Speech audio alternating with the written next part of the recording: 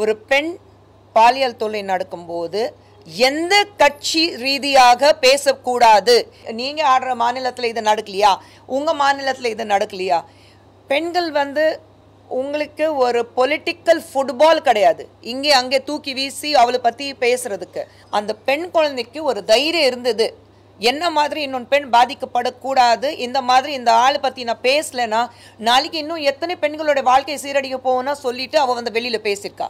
முதல்ல அந்த பெண் குழந்தை பாராட்டணும். அந்த குழந்தை பற்றி வெளியில் அவளுடைய எல்லா தகவல்கள் வெளியில் கொடுத்தாங்க பாருங்க, அவங்களும் முதல்ல தண்டிக்கணும். இப்போ இன்னைக்கு திமுக பார்த்தீங்கன்னா என் வீட்டில் ஒரு பிரச்சனை நடக்குது, ஆனால் அதுக்கு நான் கண்ணு மூடிட்டு ஒன்றுமே இல்லை, எல்லாமே சரியாக இருக்குது, மேலேருந்து மழைப்பூ பூசி பக்கத்து வீட்டில் என்ன பிரச்சனை இருக்குது முதல்ல அதை பற்றி பேசு. கண்ணாடி வீட்டில் உட்காந்துட்டு இன்னொன்று வீட்டில் கல் வீசக்கூடாது தான் நான் சொல்லுவேன். கனிமொழி எங்கே? ஒவ்வொரு விஷயத்தில் கனிமொழி முன்னாடி பேசுகிறாங்கல்ல, எங்கே இருக்காங்க? ஏன் யாருமே அவங்களுக்கு மகளிர் அணி இங்கே இருக்குல்ல, திமுகவோட மகளிர் அணி ஒன்று இருக்குல்ல, எங்கே இருக்காங்க? சீமான் அவர்கள் பற்றி நான் பேச விரும்பலைங்க. சீமான் அவர்கள் நம்ம மாநில முதலமைச்சர் பார்த்து கேள்வி கேட்டாக்க அது நியாயமாக இருக்கும், சரிங்களா? ஒரு குற்றம் சாட்டணுங்கிறதுக்காக நீங்கள் என்ன வேணாலும் சொல்லலாம். ஸோ சீமான் அவர்களுக்கு நான் பதில் கொடுக்க விரும்பல. ஆமாங்க, அதுதானே கேள்வி கேட்டுட்டு இருக்கோம். யார் அந்த சார் சொல்லி தான் விட்டோம். யார் அந்த சார்? நான் இப்போ NCW மெம்பர் இல்லை, அதனால தான் அதை பற்றி என்னால் பேசக்கூடாது. இருந்திருக்கேன் அதனால தான், ஆனால் இப்போ இல்லை. ஸோ அதை பற்றி நான் இப்போ பேசவும் கூடாது. அந்த டேட்டா கூட என்னால் வெளியில் போக முடியாது. நீங்கள் உங்களுக்கு டேட்டா இருக்குன்னா தாராளமாக நீங்கள் அதை பப்ளிஷ் பண்ணிக்கோங்க.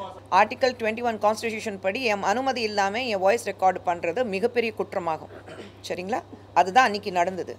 அதெல்லாம் விட்டாச்சு, அதெல்லாம் தாண்டி போயாச்சு. தவறு நடந்தது, அவங்களும் மன்னிப்பு கேட்டுட்டாங்க, அது விட்டாச்சு. ஆமாம், அந்த ஆடியோலையும் நான் என்ன பேசியிருக்கேன் தம்பி? ஆமாங்க, பேசுனது நான் இல்லை சொல்லவே இல்லையே. பேசுனது என் குரல் தானே, நான் இல்லை சொல்லவே இல்லையே. அதுக்கு நான் மறுப்பு தெரிய வச்சேனா? இல்லையே. ஆனால் போடுறதுக்கு வாய்ஸ் ரெக்கார்ட் பண்ணுறதுக்கு அனுமதி கொடுக்கலையே.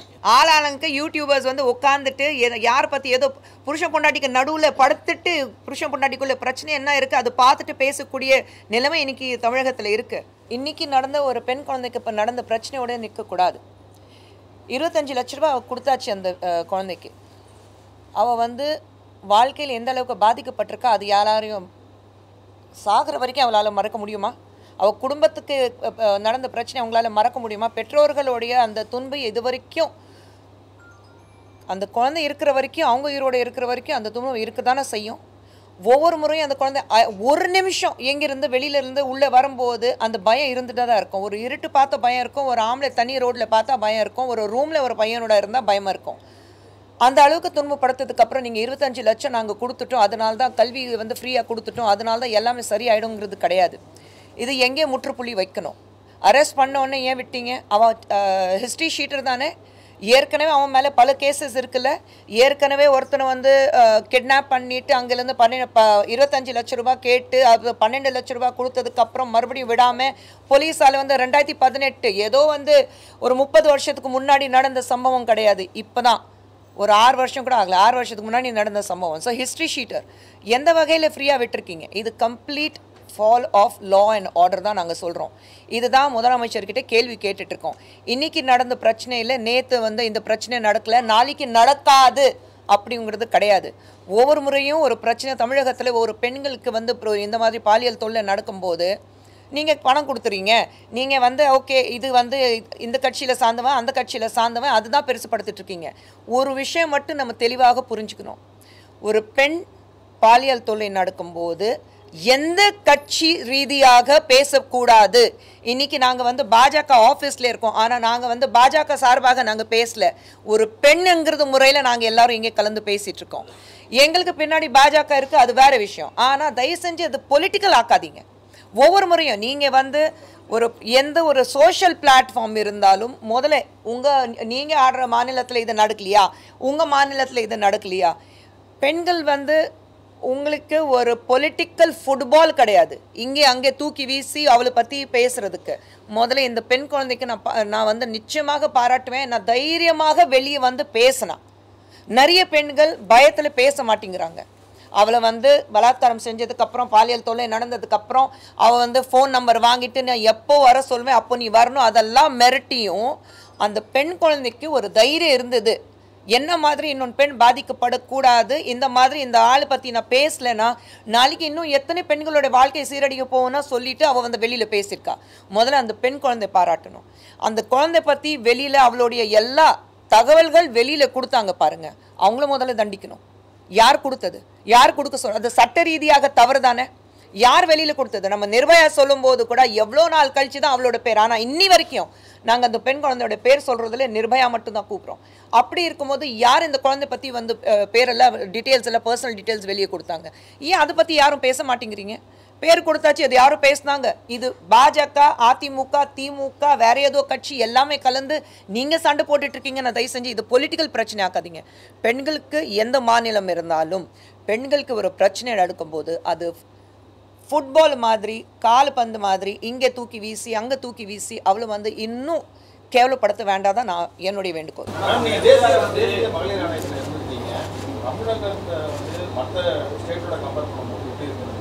நான் இப்போ NCW மெம்பர் இல்லை, அதனால தான் அதை பற்றி என்னால் பேசக்கூடாது. இருந்திருக்கேன், அதனால தான். ஆனால் இப்போ இல்லை, ஸோ அதை பற்றி நான் இப்போ பேசவும் கூடாது.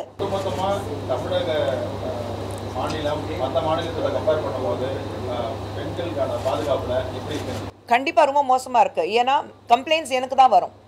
கம்ப்ளைண்ட்ஸ் எனக்கு தான் வரும்போது ரொம்ப கேவலமாக இருந்தது. ஏன்னா நம்ம மாநிலத்திலேருந்து இவ்வளோ பிரச்சனைகள் உண்டா அப்படி பார்க்கும்போது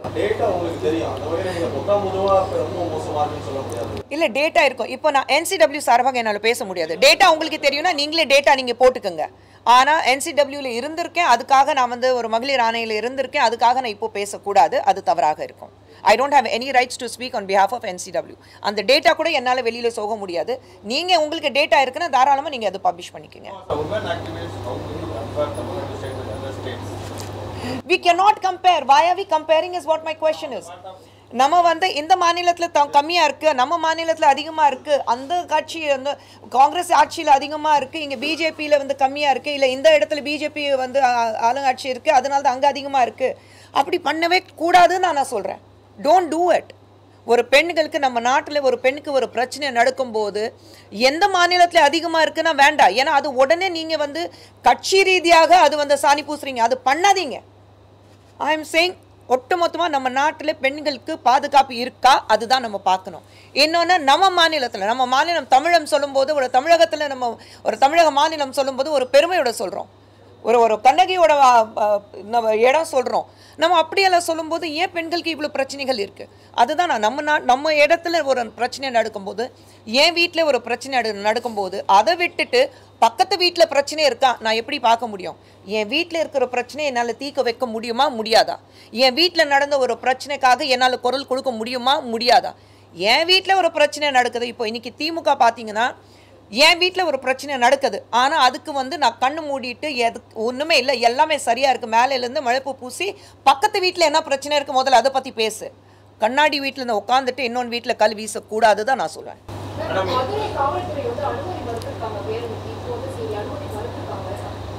அதை நீங்கள் கேளுங்க, ஏன் அனுமதி மறுத்துறாங்க? இப்போ எல்லாத்துக்கும் நீங்கள் உங்கள் ஆளுங்கட்சியில் இருக்கிறபோது நீங்கள் வந்து உங்களுக்கு கூட்டணியில் இருக்கிறவங்களுக்கு நீங்கள் வந்து எல்லா பர்மிஷன் கொடுக்குறீங்கல்ல. அப்போ மற்றவங்க வந்து ஒரு போராடணும்னு சொல்லும்போது, ஒரு பேரணி நடத்தணும்னு நான் சொல்லும்போது ஏன் நீங்கள் பர்மிஷன் கொடுக்க மாட்டேங்கிறீங்க? இன்றைக்கி ஏன் சௌமியாவை நீங்கள் அரெஸ்ட் பண்ணியிருக்கீங்க? ஏன்னா உங்களுக்கு சாதகமாக இல்லை. இன்னொன்று வந்து தவறு நடந்திருக்கு. தவறு நடக்கும்போது உங்களால் அதை தட்டி கேட்குறதுக்கு உங்களுக்கு தைரியம் கிடையாது. ஆனால் மற்ற பெண்களுக்கு தைரியம் இருக்கும்போது அதுவும் நீங்கள் தடுக்கிறீங்க. நான் இதே கேட்பேன், இவங்க சொன்ன மாதிரி கனிமொழி எங்கே?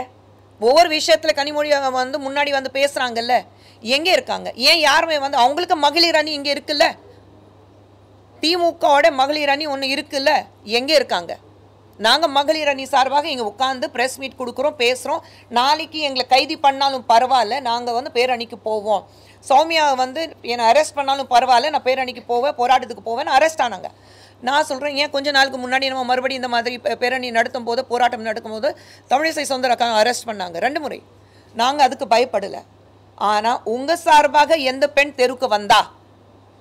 உங்கள் சார்பாக யார் குரல் கொடுத்தா? யாராவது திமுகலேருந்து இது வரைக்கும் ஒரு பெண் மந்திரி இருக்கட்டும், இல்லை ஒரு MP இருக்கட்டும், ஒரு MLA இருக்கட்டும், யாராவது குரல் கொடுத்தாங்களா? ஏன் எல்லாரும் மௌனமாக இருக்கீங்க நான் கேட்குறேன்.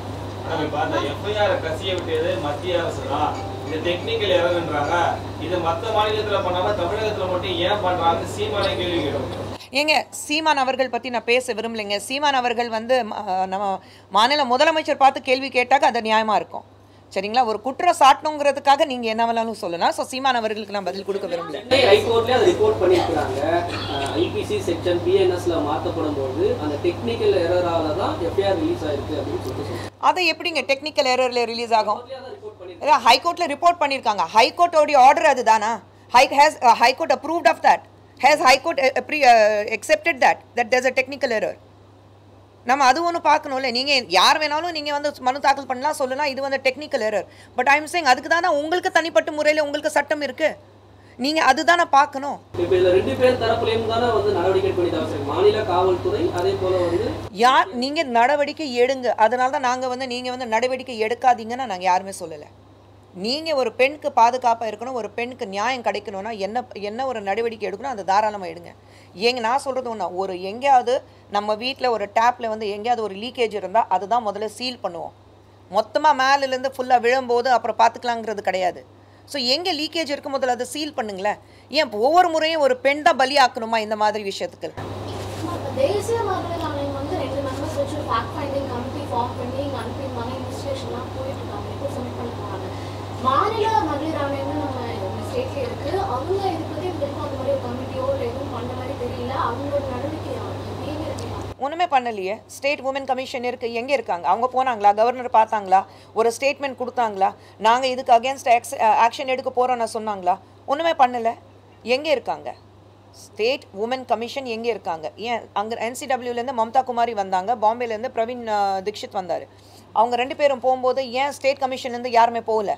கூட பதில் கொடுத்தாங்களா? எங்கேயாவது பேசினாங்களா? கமிட்டி பேசினாங்களான்னு சொல்கிறேன். எங்கேயுமே பேசல. அப்போ ஸ்டேட் கமிஷன் ஒரு ரிப்போர்ட் கொடுக்குறோன்னா NCW தைரியமாக வந்து நாங்கள் சூமோட்டோ எடுக்கிறோம், இம்மீடியட்டாக ஒரு டீம் கொடுக்குறோன்னா ஏன் ஸ்டேட் கமிஷன்லேருந்து யாருமே போகலை? ஏன்னா you control by the state, you control by the government. அவங்க சொல்கிறதா நம்ம அந்த சட்டம் என்னென்னா, இவங்க என்ன சொல்கிறாங்க, ஆளுங்கட்சி என்ன சொல்லுது, அதுதான் நாங்கள் பண்ணுவோம்னா சொல்லிட்டு உட்காந்துட்டு இருக்காங்க. யார் அந்த சார் அப்படிங்கிறது வந்து ஒரு முக்கியமான விவாதமாக இருக்கு மேடம். பிஜேபி தரப்புலையும் அதை இன்னும் தொடர்ந்து முன்வைக்கிறீங்களா? ஞானசேகருக்கு பின்னணியில் யார் இருப்பாங்கன்னு பிஜேபி தரப்புலையும்?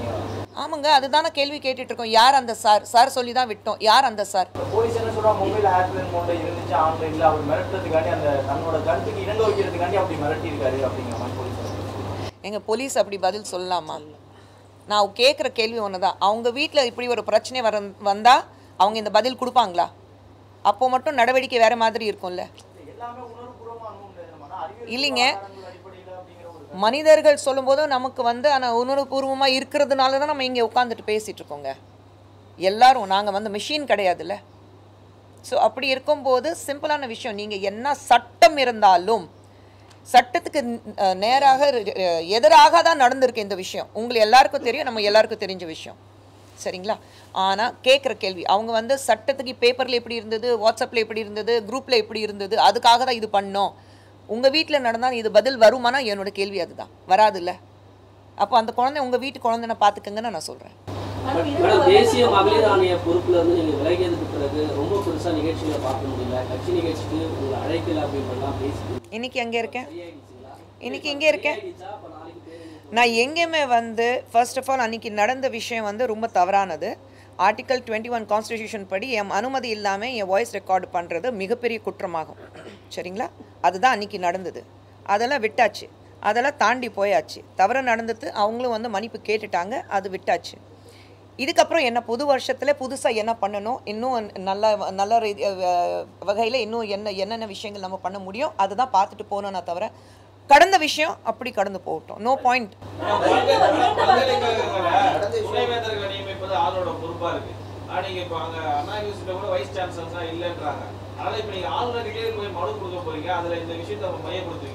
அவங்க தான் பதில் சொல்லுவாங்க.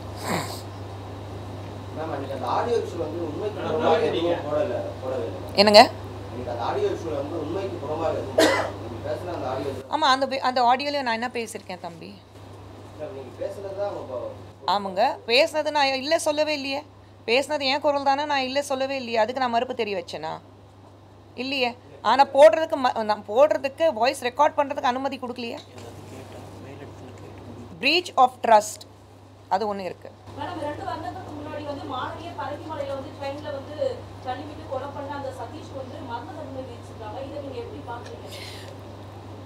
நம்ம சமுதாயத்தில் நம்ம நாட்டில் ஒரு மிக இந்த மாதிரி ஒரு சிவிய தண்டனை கொடுக்காத பட்சத்தில் இந்த மாதிரி தவறுகள் நடந்துட்டு தான் இருக்கும். இங்கே குற்றம் செய்கிறவங்க நம்ம நாட்டோட எல்லை தாண்டி போன உடனே குற்றம் பண்ணுறதுக்கு எங்கேயாவது எச்ச துப்புறதுக்கு யோசிக்கிறாங்கல்ல, அப்போ நம்ம நாட்டில் மட்டும் ஏன் அந்த பயம் கிடையாது? ரோடில் ஒரு ட்ராக்ல போயிட்டு இருக்கும்போது ரோடு ட்ராக் மாறி நீங்கள் வேறு லேனில் போகிறதுக்கு பயப்படுவாங்கல்ல. ஒரு சிக்னலில் நிற்கும் போது ரெட் இருந்தால் எல்லோ விழுந்தாலும் உட்காந்து நின்றுடுவாங்கல்ல. அது தாண்டி போகக்கூடாது. ஜெப்ரா கிராசிங் அந்த கோடு இருக்கும், அதை தாண்டியும் போக மாட்டாங்க. நம்ம நாட்டில் மட்டும் ஏன் நீங்கள் அந்த சட்டத்தை மதிக்க மாட்டேங்கிறீங்கன்னு நான் கேட்குறேன். இவ்வளோ பார்க்கக்கூடியவங்க இதே ஆண்கள் வெளிநாட்டில் போய் ஒரு பெண் தொடுறதுக்கு ஒரு வகை இல்லை, 1000 தடவை யோசிப்பாங்க. அப்போ நம்ம நாட்டில் இருக்கிற பெண்கள் அவ்வளோ இலவமாக போச்சு. யார் வேணாலும், யார் வீட்டு பெண் இருந்தாலும் நான் தொடுவேன், நான் என்ன வேணாலும் பண்ணுவேன். அந்த சட்டத்தோடைய பயம் ஏன் கிடையாது? இந்த மாதிரி ஒரு மரண தண்டனை, இந்த மாதிரி ஒரு கடுமையான தண்டனை கொடுத்தா தான் அந்த பயம் வரும். நம்ம நாட்டில் பயம் வர வரைக்கும், அந்த சட்டத்தோட பயம் வர வரைக்கும் எதுவுமே நடக்காது. ஏனுங்க, ஏன் இது வரைக்கும் என்ன பிரச்சனை நடந்தது? குஷ்பு சுந்தருக்கு என்ன பிரச்சனை இருக்கு? நல்லா தான் இருக்கேன்.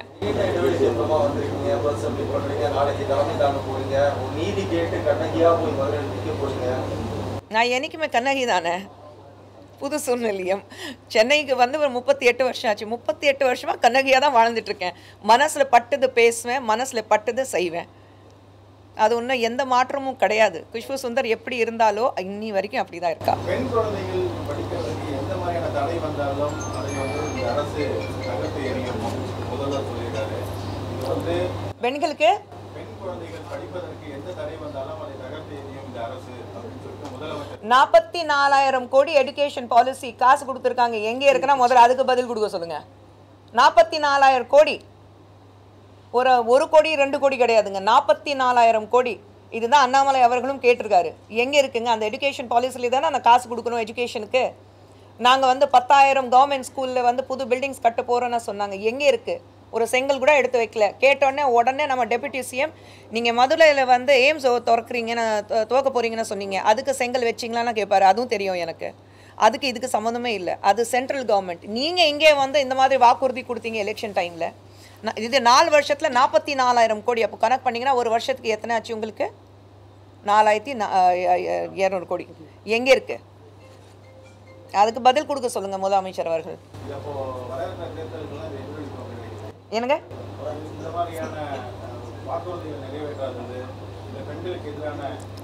இல்லை, வாக்குறுதி பொறுத்த வரைக்கும் எல்லாருக்கும் தெரியும். திமுக பொறுத்த வரைக்கும் அவங்க ஆட்சிக்கு வர்றதுக்கு முன்னாடி என்னென்ன வாக்குறுதி கொடுத்தாங்க, இது வரைக்கும் ஒரு வாக்குறுதி கூட நிறைவேற்றலை. சரிங்களா? ஸோ பேசிகிட்டே போயிட்டே இருக்காங்க. பேசிகிட்டே இருங்க. நீங்கள் ஒவ்வொரு முறையும் நீங்கள் நாங்கள் இது பண்ணுவோம் அது பண்ணுவோன்னா ஒரு பொய்யான வாக்குறுதி மக்களுக்கு கொடுத்துட்டு மக்கள் ஏமாற்றிட்டு மக்களுக்கு காசு கொடுத்துட்டு நீங்கள் எலெக்ஷன் ஜெயிச்சுட்டு தான் இருக்கீங்க. எல்லாத்துக்கும் ஒரு காலம் வருது இல்லை?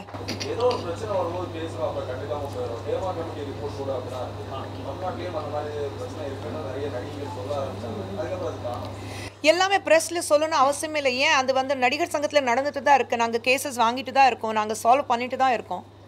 உங்களுக்கு எல்லாருக்கும் என்ன இருக்குது தெரியுங்களா? அந்த சோஷியல் மீடியா பிளாட்ஃபார்ம்னால, அந்த கேமராஸ் இருக்கிறதுனால உங்களுக்கு ஒரு பிரேக்கிங் நியூஸ் வேணும். அது ஒவ்வொரு முறையும் கொடுக்க முடியாது. பீஸ்ஃபுல்லான நியூஸாக இது?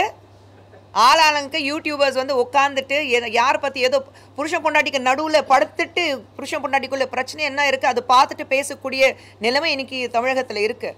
ஹைதராபாத்தில் யாராவது, தெலுங்கானாவில் யாராவது யூடியூபர்ஸ் உட்காந்துட்டு பேச முடியுமா? அந்த தைரியம் வருதா இப்போ யாருக்கும்? கேரளாவில் பேச முடியுமா? கர்நாடகாவில் பேசுகிறாங்களா? தமிழகத்தில் மட்டும் ஏன் அந்த சட்டம் கிடையாது அவங்கள தடுக்கிறதுக்கு? யார் பண்ணுறாங்க? கவர்மெண்ட் ஏதாவது ஆக்ஷன் எடுக்கிறாங்களா? இல்லை. நாங்கள் பேசி தான் யூடியூபர்ஸ் மன்னிப்பு கேட்க வைக்கிறோம். அந்த யூடியூபர்ஸ் கிட்டே அந்த வீடியோ ஏன் இவ்வளோ அசிங்கமாக பேசுகிறீங்கன்னு மன்னிப்பு கேட்க வைக்கிறோம். ஏன் கவர்மெண்ட்டால் எதுவும் பண்ண முடியல? அங்கேயும் பெண்கள் பற்றி தானே நீங்கள் எழுவா பேசுகிறீங்க. அப்போ பதில் வராது பார்த்தீங்களா உங்ககிட்ட?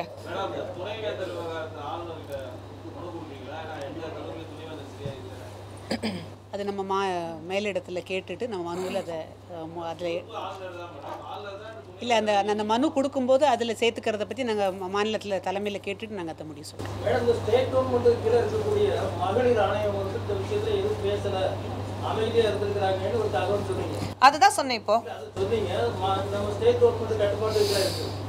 அதே போல் இப்போ இந்த பாதிக்கப்பட்ட மாணவி விஷயத்தில் ஸ்டேட் கவர்மெண்ட் கட்டுப்பாட்டுக்கு கீழே இருக்கக்கூடிய அதிகாரிகள் தான் விசாரணை அமைப்பில் இருக்கிறாங்க. இதில் உண்மை வரும்னு நீங்கள் நம்புறீங்களா? ஏற்கனவே இதே போல போடப்பட்ட பல வழக்குகள் அண்ணா நகர் சம்பவம் உட்பட எல்லாமே கிடப்பில் தான் போச்சு. அதில் எந்த முடிவுகளும் வந்ததில்லை. இதுலையும் வரும்னு நீங்கள் நம்புறீங்களா? நிச்சயமா நம்பிக்கை கிடையாது. அதுக்காக தான் நான் போராடிட்டு இருக்கோம். அதுக்காக தான் நாங்கள் குரல் கொடுத்துட்டு இருக்கோம். இது வரைக்கும் தமிழகத்தில் பெண்களுக்கு எதிராக நடந்த பிரச்சனைகள்ங்க திமுக ஆட்சியில் இருக்கும்போது பெண்களுக்கு இந்த 4 வருஷத்துல எத்தனை பிரச்சனைகள் வந்திருக்கு? ஏதாவது தீர்ப்பு நமக்கு கிடைச்சிருக்கா? இன்னைக்கு பேசுவோம், நாளைக்கு அதை அப்படியே மறந்துடுவோம். ஏன்னா அதுக்கப்புறம் வேற விஷயமா இவங்க திசை திருப்புறதுக்காக வேற விஷயமா பேச ஆரம்பிச்சிருவாங்க. அவ்வளோதான் நடக்குது. இதில் ஒரு விஷயம், உண்மையை பேசின காவல்துறை அதிகாரியை சஸ்பெண்ட் பண்ணுறது தான் இந்த ஆட்சி. அதையும் சேர்த்துக்கோ. ஆமாம், உண்மையை பேசினார்ல, இது சட்ட ஒழுங்கு சரியில்லைன்னு பேசின காவல்துறை அதிகாரியை நீங்கள் என்ன பண்ணீங்க? சஸ்பெண்ட் தானே பண்ணியிருக்கீங்க. அப்போ எப்படி பேசுவாங்க தைரியமாக? எங்கே நியாயம் கிடைக்கும்? காவல்துறை அதிகாரிக்கே பாதுகாப்பு இல்லை, அவருடைய வேலைக்கே உத்தரவாதம் இல்லை. அப்புறம் எப்படி நீங்கள் நியாயத்தை எதிர்பார்க்குறீங்க தமிழ்நாட்டில்? ஏன் இவ்வளோ நானே போனேன்னு கள்ளக்குறிச்சி பக்கத்தில் ஒரு எத்தனை பேர் அந்த கள்ளச்சாராயம் குடிச்சிட்டு இறந்தாங்க. அதுக்கப்புறம் என்னாச்சு? ஏதாவது தகவல் வந்ததா? அங்கே யார் கள்ளச்சாராயம் காய்ச்சினாங்க? அவங்க திமுகவுக்கு சார்ந்தவங்க தான். அவங்க ஏதாவது அவங்க தகவல் கிடைச்சதா? என்ன ஆனாங்க? அதை பற்றி யாராவது பேசுகிறோமா? அவங்களுக்கு அந்த கிராமத்தில் இருக்கிறவங்களுக்கு நியாயம் கிடைச்சதா? இல்லை.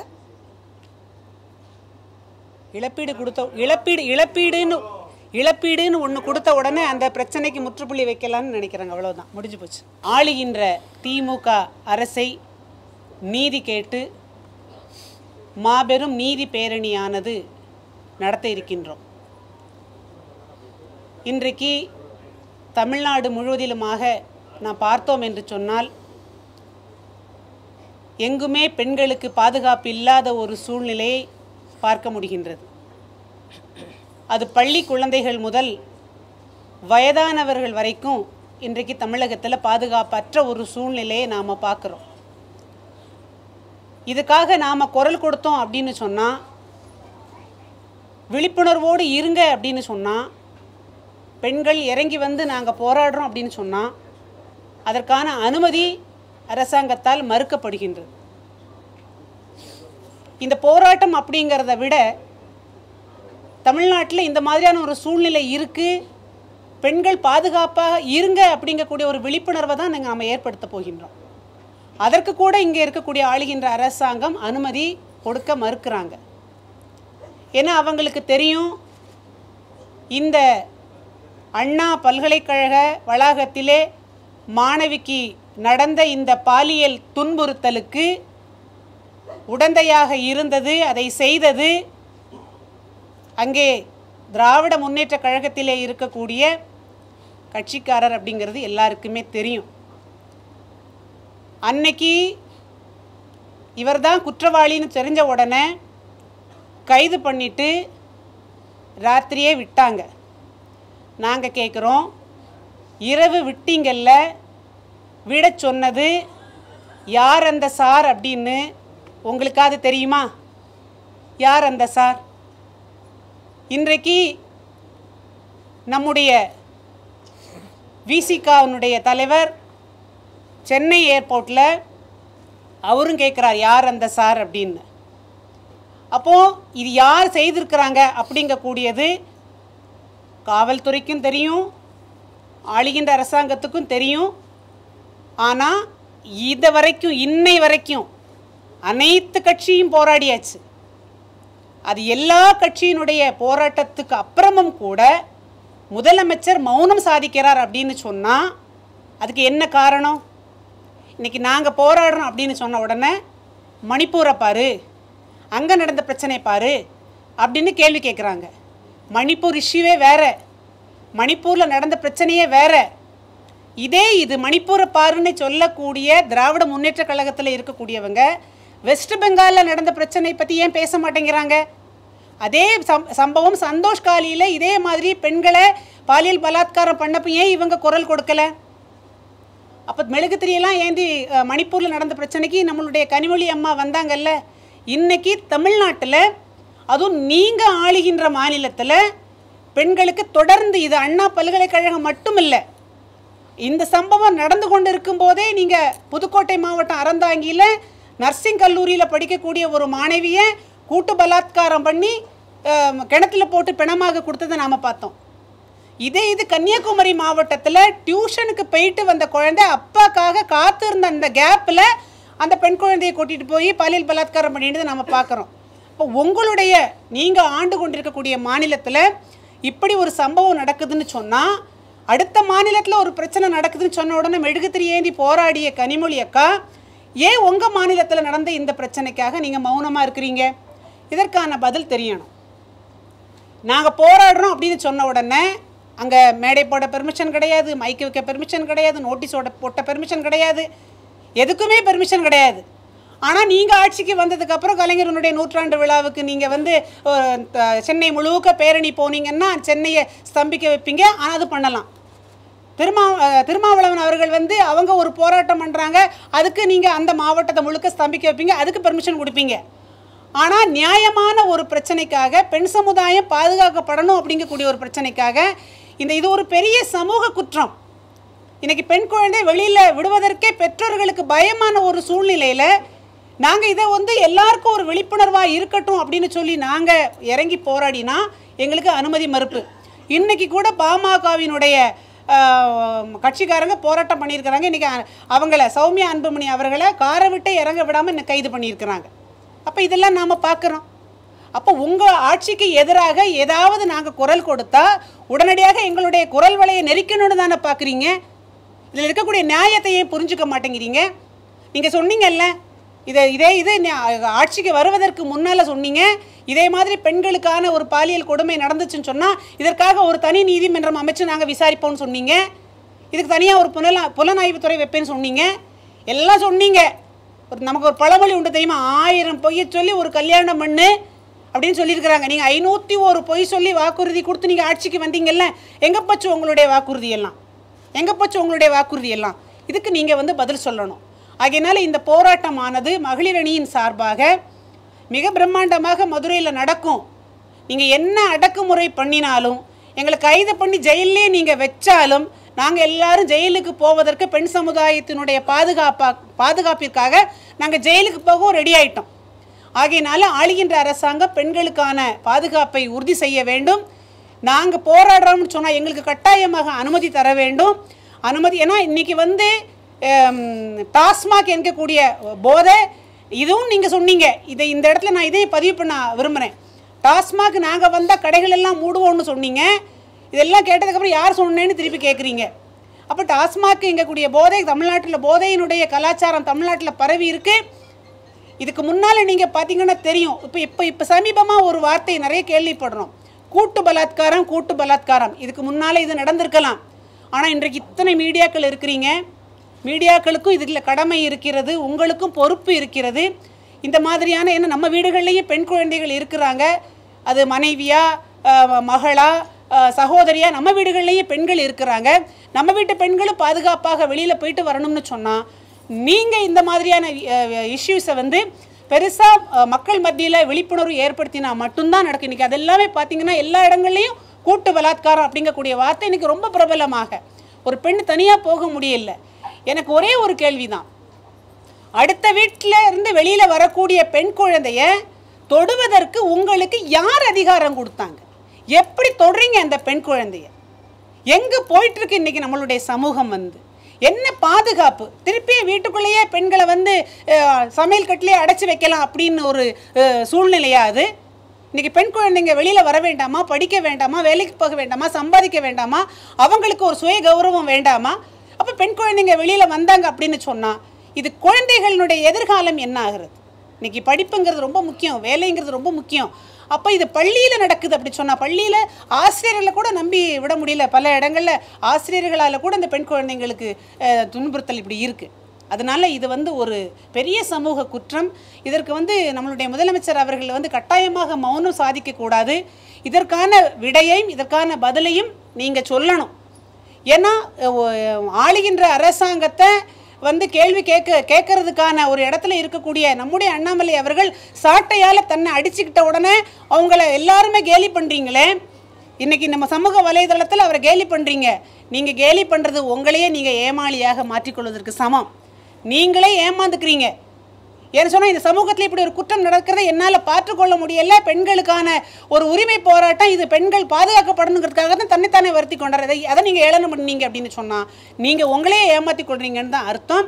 இதை வந்து அரசியல் பண்ணுறீன்னு நினைக்காதீங்க. இது அரசியலாக பார்த்தீங்கன்னா அரசியல், இது ஒரு சமூக கடமையாக சமூக பொறுப்பாக பார்த்தீங்கன்னா இது ஒரு சமூக பொறுப்பு எல்லாருக்கும் இருக்குது. ஆகையினால இந்த போராட்டமானது கட்டாயமாக மதுரையில் கண்ணகி எப்படி ஆளுகின்ற மன்னன் கிட்டக்க தன்னுடைய கணவனுக்காக நீதி கேட்டாலோ அதே போல் இன்றைக்கு நாம் வந்து இருக்கக்கூடிய நாங்கள் இங்கே ஆளுகின்ற அரசாங்கத்துக்கிட்ட பெண்களுக்கான நீதியை கேட்கின்றோம். இந்த ஆர்ப்பாட்டத்துக்கு வந்து நாங்கள் எல்லாரையும் அழைப்பு விடுகின்றோம். இந்த ஆர்ப்பாட்டத்துக்கு இங்கே நாளை இருக்கக்கூடிய ஆர்ப்பாட்டத்திற்கு தமிழகத்தில் இருக்கக்கூடிய அத்தனை பெண் சமுதாயத்திற்கும் அழைப்பு விடுகின்றோம். உங்களின் குரலாகத்தான் எங்கள் குரல் அங்கே ஒலிக்கப் போகின்றது. இந்த ஆர்ப்பாட்டம் முடிவு பேரணியானது நாங்கள் பேரணியாகத்தான் போகணும்னு முடிவு பண்ணியிருக்கோம். பேரணி முடிந்த பின்பாக தமிழகத்தில் இருக்கக்கூடிய இந்த பெண்களுக்கு பாதுகாப்பற்ற ஒரு சூழ்நிலையை நாங்கள் வந்து ஆளுநர்கிட்ட ஒரு மனுவாக கொடுப்பதற்காக நாங்கள் இருக்கின்றோம். கட்டாயமாக நாங்கள் கொடுப்போம். எங்களுடைய இந்த பேரணியை துவக்கி வைத்து மரியாதைக்குரிய குஷ்பு சுந்தர் அவர்கள் இந்த பேரணியை துவக்கி வச்சு கண்டன உரையாற்றுவாங்க. அவங்க கண்டன உரை ஆற்றினதுக்கப்புறம் அந்த பேரணியானது நாங்கள் துவங்கி நடப்போம். நாங்கள் நடப்பதற்கு தயாராகிட்டோம். முதலே சொன்ன மாதிரி நாங்கள் எங்களை வருத்தி கொண்டு இந்த தமிழகத்தில் இருக்கக்கூடிய பெண்களை பாதுகாப்பதற்காக எங்களை வருத்தி கொண்டு எவ்வளோ தூரம் வேணாலும் நடப்பதற்கும், எங்களை கைது பண்ணினீங்கன்னு சொன்னால் நாங்கள் ஜெயிலுக்கு போவதற்கும் தயாராகிவிட்டோம் என்று இந்த நேரத்தில் உங்கள் மத்தியிலே தெரிவித்துக் கொள்கின்றேன். மேடம், இப்போ இந்த விஷயத்தை வந்து அரசியலாக்க பார்க்குறாங்க, அரசியல் கட்சி நீதிமன்றம் சொல்லியிருக்கு. அதே போல் இந்த விஷயம் மூலமாக விளம்பரம் தெரிவிக்கிறாங்க அரசியல் கட்சின்னு சொல்கிறாங்க. நீங்களும் அதே தான் பார்த்து பண்ணுறீங்க. இப்போ சற்று முன்னர் கோர்ட்டு சொல்லியிருக்கு.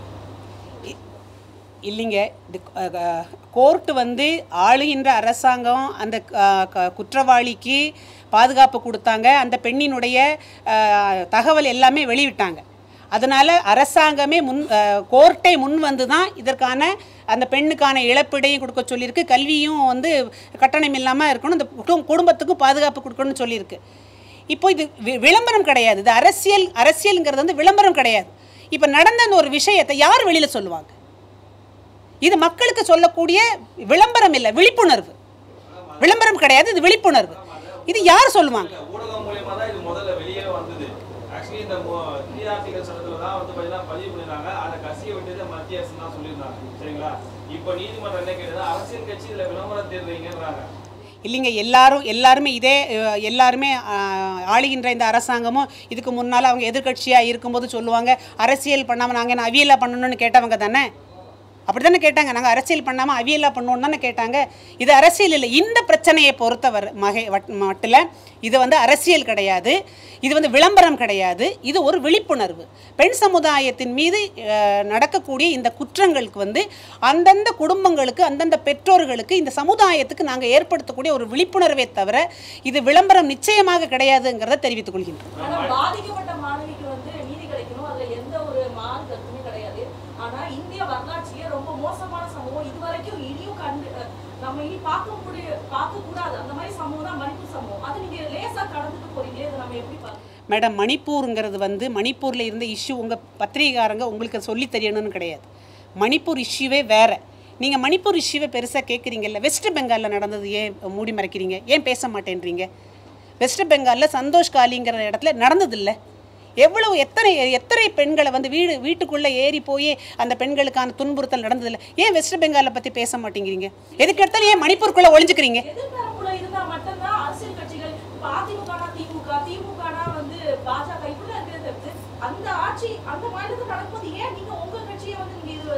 இல்லைங்க, தண்டனைங்கிறது வந்து தப்பு வந்து யார் செஞ்சாலும் தண்டிக்கப்பட வேண்டியது தான்.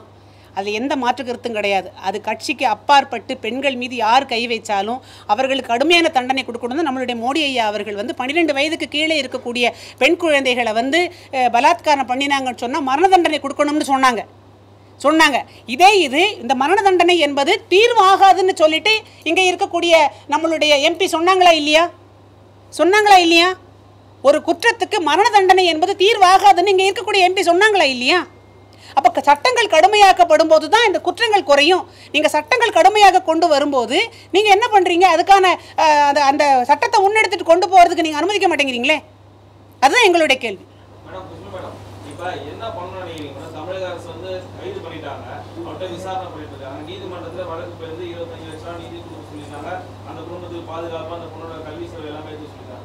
இன்னும் இந்த வழக்குல வேற என்ன செய்யணும்னு நினைக்கிறீங்க? என்ன சொல்றீங்க? இந்த பிரச்சனை வந்து இந்த மாணவிக்கு நடந்த பிரச்சனையோட நிற்கக்கூடாது. இதுக்கு முன்னாடி நடந்திருக்கு, இதுக்கப்புறம் நடக்கக்கூடாதுன்னு யாராவது கேரண்டி தர முடியுமா?